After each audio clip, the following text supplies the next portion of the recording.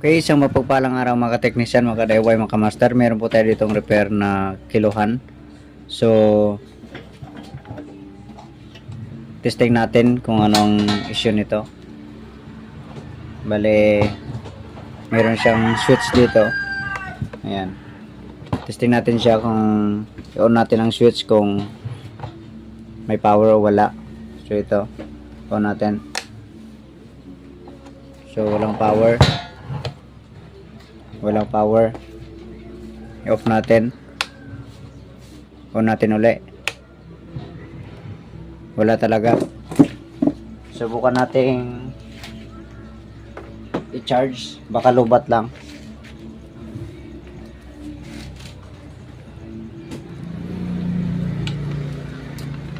Saksak muna natin.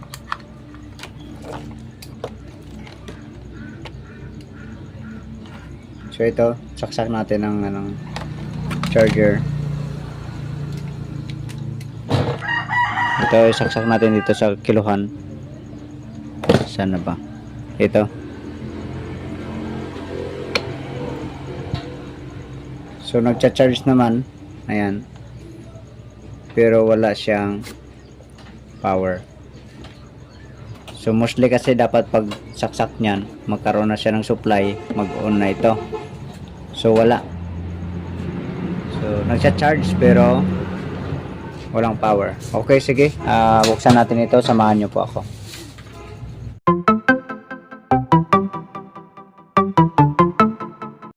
Ito na pagtanggal na natin yung mga screw niya. So meron lang siyang 8 piraso na screw. Kapaikot. Okay, sige. Angat natin ito.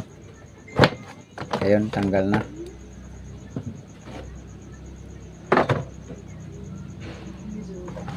So ito yung kanyang display. Meron din naman itong wire. Ito naman yung sa pindutan na wire dito. Tapos meron din naman sa likod display. Ito rin naman ang kanyang wire. Ito. Tapos ito yung kanyang board control niya. Ito naman yung pinaka detector ng kanyang bigat or kilohan. So ito lang din ang kanyang wire. Tapos meron siyang switch. On natin. Ayun, nag-on na siya. So siguro nagluloko to. Ayun, wala. Off natin. On natin. Meron. Patayin natin. On natin uli. Wala na naman. Ayun, so nagluloko. Maaring ito isang piraso na lang natira na habil-habil na lang.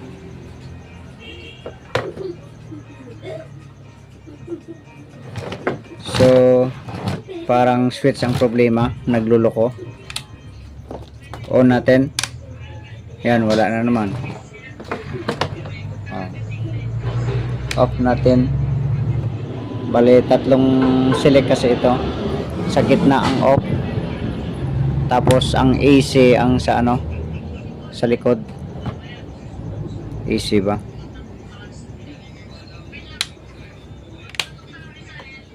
Yan.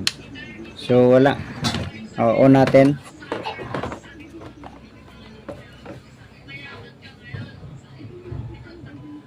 Yan, on natin. Yan, wala. So may time na okay. May time na wala. Ayun. Ito naka-on na to. Yan. Subukan nating i-short dito.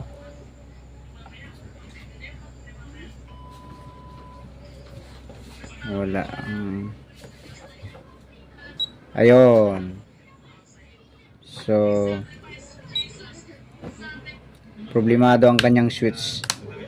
Ayan, off natin. On natin. Yan, wala. Short natin ito. Ayan.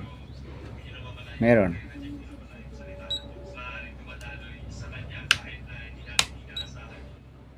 So palitan natin ito. Hanap tayo ng switch na to.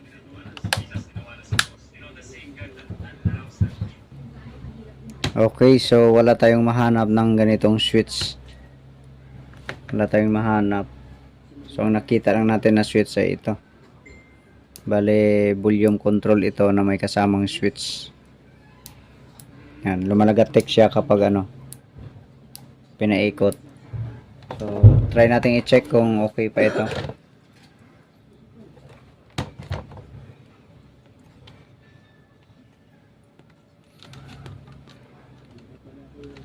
Ito, naka-off pa yan. On natin. Ayun. So, okay siya. So, wala tayong available. Malayo pang bilhan natin. Kaya, ito na lang gawin natin. Bali, magbutas tayo dito. Tapos, papaikutin na lang. Ayan. So, i-connect natin ito ng puti at saka pula. Dito na to. So, ihinangin muna natin para mas masubukan natin.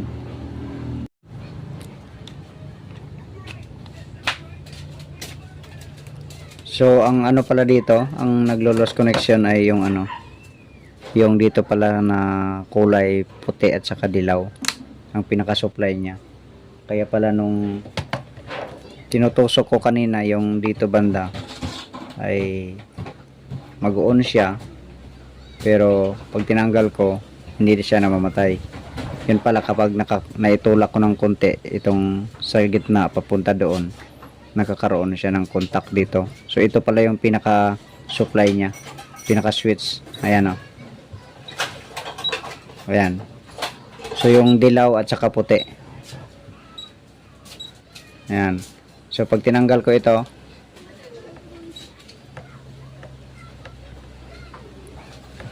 nag-steady na ang connection eh. Ulitin natin, patayin natin, on natin. So naglo-loss lang kasi ito. On.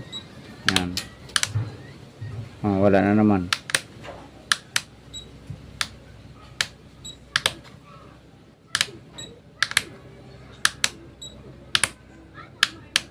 So nag-okay na siya.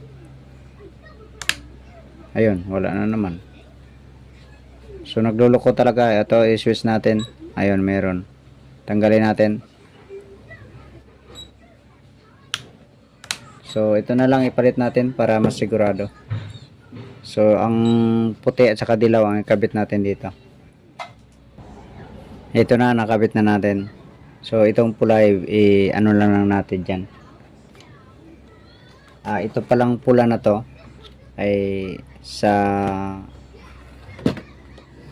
external na battery. Yung pang internal na battery ito eh. Ayan.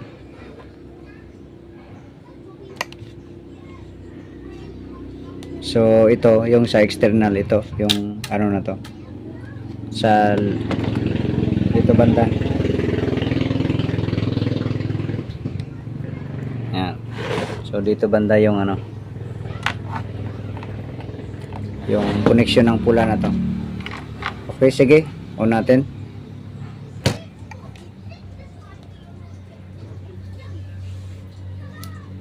Ayan.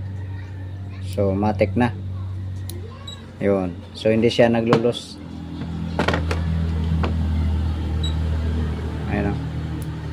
Off natin, on. Ayan. So okay, diretsuhan.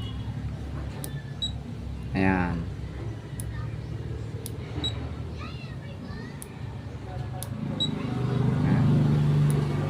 So working na. Okay, so ikabit natin to dito. Bale, magbutas lang tayo dito. Okay, ito nakabit na natin. So ayan na siya. Ayan. Automatic.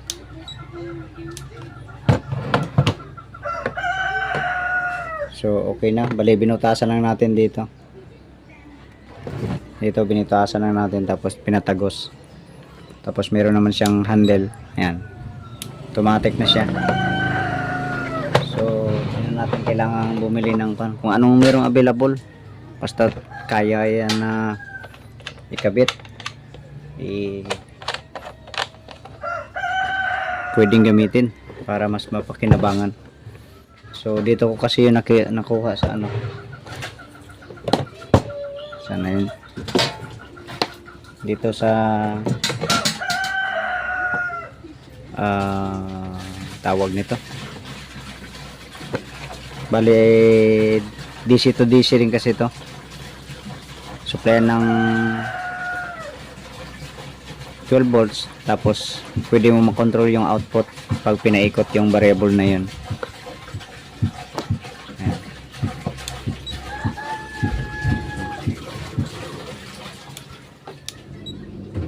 Okay, so hanggang dito na lang video natin. God bless po sa inyong lahat.